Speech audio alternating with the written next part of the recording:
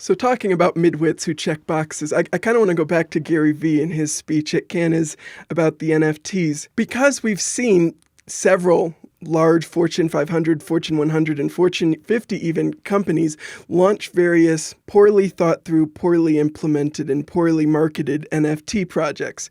Car manufacturers trying to sell car NFTs and getting no bids on them. I think that there was a Corvette one, that did like a special one of one that included the car, and they still couldn't sell the NFT. Like there've been a bunch of other brands that have bought into new experiments like that. And so I kind of want to know what your thoughts are on how a company like that ends up doing a project like that, and why so many of them have failed despite having such prominent names behind them.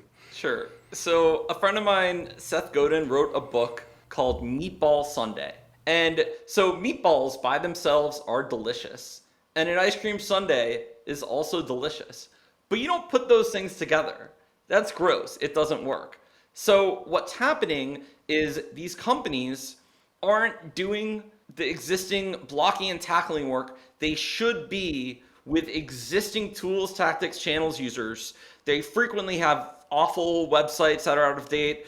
They don't respond to people on social. They don't, have a good return policy. All of these things. But what is easier than fixing broken processes that are at least in place and kind of work? It is to go and do the new shiny thing that your agency is selling at whatever price tag, because they have basically infinite budget for marketing already. And the agency will put together, a nice compelling package of what they're going to do, whether it's an NFT or last cycle it was something like an advert game or a microsite or something, some project, some or event back in the day. They used to do like events for PR that were like trying to create spectacle for press. Anyway, at the end of the day, that NFT or that thing with the high price tag will be packaged up and it will be turned into an award submission for Cannes, where Gary was, or all these other award events. Because they're a big brand and they know how to write compelling copy. It will be well put together award. It will seem important. They'll likely fudge actual ROI from it. Like in my old marketing blog where I was much feistier, you guys would have loved me. I used to take apart case studies that were clearly bullshit. Anyway, then I got into a big company. I had to stop that site. But they'll win awards. That CMO will put it on his or her resume and they will use that as their next jumping point. So they don't leave, these people don't leave their company with, I increased, revenue by, 45%, or I increased, our share price 250%. They leave with, I won this prestigious, New York agency award or whatever. And that's what they index on. This is the old guard versus the new guard of marketing.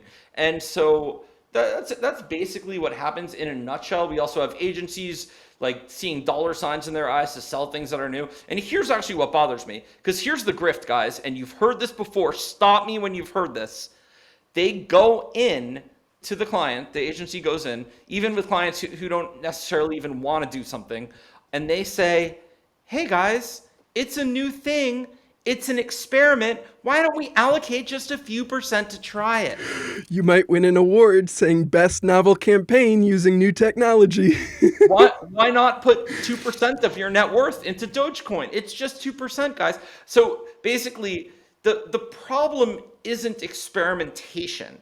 As a marketer, you need to be doing a lot of that, especially in a increasingly long tail media landscape with all new ways people are connecting.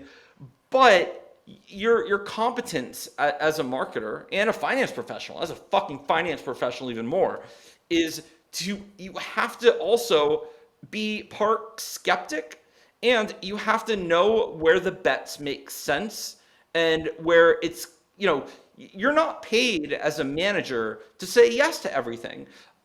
You're paid to make a few good decisions a day. There's a great video by Jeff Bezos where he talks about why he focuses on sleep, and he's like, a lot of my peer CEOs get 3-4 hours of sleep. He's like, they're fucking morons. They're spinning their wheels. The only thing you do at the management level, you're paid to make a few good decisions and then let them play out. And so he prioritizes sleep, makes better decisions. And so for our decision making is not a bias, to say yes to every single thing you get asked. And I think it is a function of overextended periods of bull markets where, remember, finance people don't just get FOMO, marketers do too, or maybe business ops teams do too with new software that people are using. Whatever it is, you have to be provokingly critical enough to understand where it makes sense to invest. And I'm actually not saying don't try an NFT, but I think the optics for your brand to where Pepsi is responding to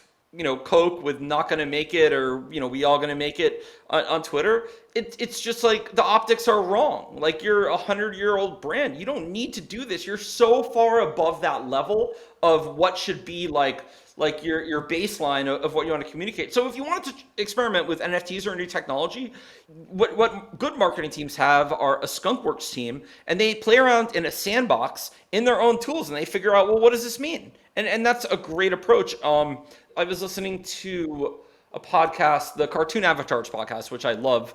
They had the Capital One founder on to talk about crypto, and he basically said that. He's like, so I'm super bullish on the sector, but I didn't know what I didn't know, and now that I played around, I actually understand. And he's like, I don't think there's use cases, but I felt like an asshole before. I really didn't understand it. And so, for marketers, it's not saying yes to some flashy agency trying to charge me $1 million for a project because I have FOMO and want to win an award. It's your job to understand the technology landscape, to understand trends, to run experiments quietly. And then for your actual marketing work, it kills me that, like you said, there's all these top brands issuing NFTs, and if you look at the feedback from people underneath, they're like, we don't want this, guys. We want you to fix X, Y, or Z problem. And they don't listen to them. It's a disconnect. It's the meatball sundae. They're putting shit together that doesn't make sense.